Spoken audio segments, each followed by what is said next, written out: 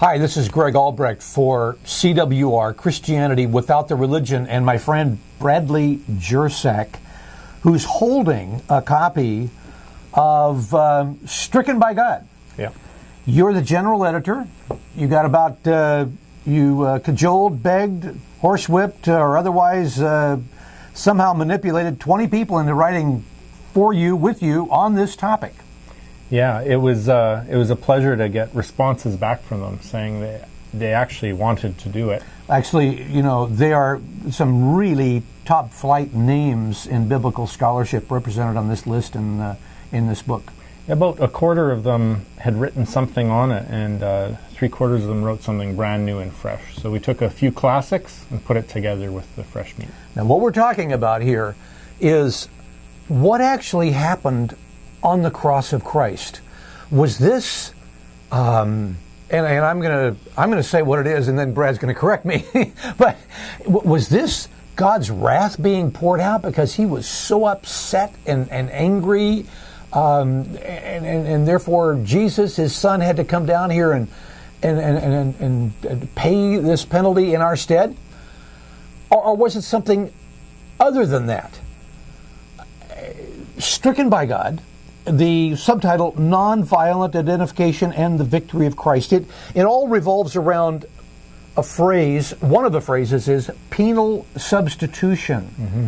Now, what does that word mean? Well, you really defined it quite well. It is this, that God could not simply forgive sin. He had to punish it. And He had to punish it violently. And in order not to punish you violently, He had to punish someone. And so Christ volunteered to take your punishment. And so we see the wrath of God poured out on Christ on the cross on Good Friday. And that's what gives God the justification to forgive you. That idea has held sway for how long in Christendom? Well, you would think longer, but really only about 500 years, which, in my opinion, is a little recent to be redefining the message of the cross. Since the Reformation. The Reformation. So that was not something necessarily, in our view, that was good that came out of the Reformation. I don't believe so. I believe that every time you have a split like that, even for justified reasons like corruption in the church, you also have bad fruit come from it. My opinion is that one of those bad fruits is that we've painted now God as this one who must punish to have His wrath satisfied. That's relatively new. You've got a fascinating little summary in the book, and because this is a brief little tease, hopefully to get you to buy this book, because if you have a loved one or a friend or yourself who wonders about what actually happened on the cross of Christ, this book, you're not going to finish it in one evening or 2 evenings. It's a good read. It's you'll have to be prepared to read it maybe 10, 15, 20 pages at a time.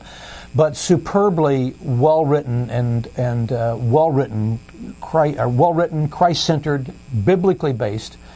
But you've got a great little summary of the wrap, if you like, on penal substitution. Why we need to take another look at penal substitution. Could you give us a little summary of that? Sure. As I was a proponent of and a teacher of penal substitution in a very public way, these are the questions that started haunting me.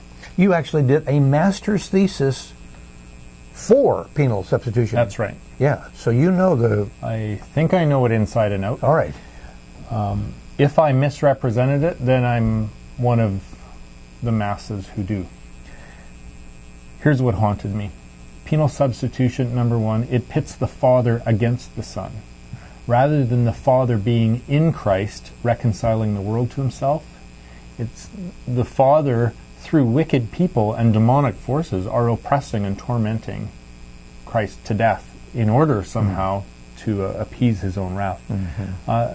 On wrath, second, I saw that it makes God beholden to a law higher than Himself, that He is not free to forgive, that He is not free to simply release us in His mercy, the way He already did in Hosea. But He has to obey sort of this higher law than Himself. Third, rather than forgiving debts, it requires them to be paid. So I started asking, is it payment or is it forgiveness? You can't have it both ways. Fourth, it says that sin must be paid back, but not only that, it must be paid back by violent punishment. Why? Why is that the solution? And was that a solution that Christ ever preached? He was about forgiveness. He was about mercy. He was about self-giving love, co-suffering. This idea that, well, we can sort it out through violence. That will help. That began to send me to question 5. That it paints God and the image of God as retributive, as vindictive, and ultimately repulsive to sinners and repulsed by sinners. I don't see that God represented in Christ very well. The next objection that I had is then it distorts divine justice. It reduces justice down to punishment. Justice in the prophetic tradition was making things right. In our tradition, it's become simply punishing. Justice is jail. Justice is a lashing. Justice is punitive. Whereas justice in the prophets was meant to roll like a mighty river. It was to be the true fast. It was so I see a distortion of divine justice there. And then finally, I would say more than anything else, perhaps penal substitution as a theory of the atonement, it creates atheists. They don't reject the one true and living God. They reject a God who's mean and vindictive and who they see as a cosmic child abuser, in the words of Steve Chalk. So these were some things that really began to unwind my commitment.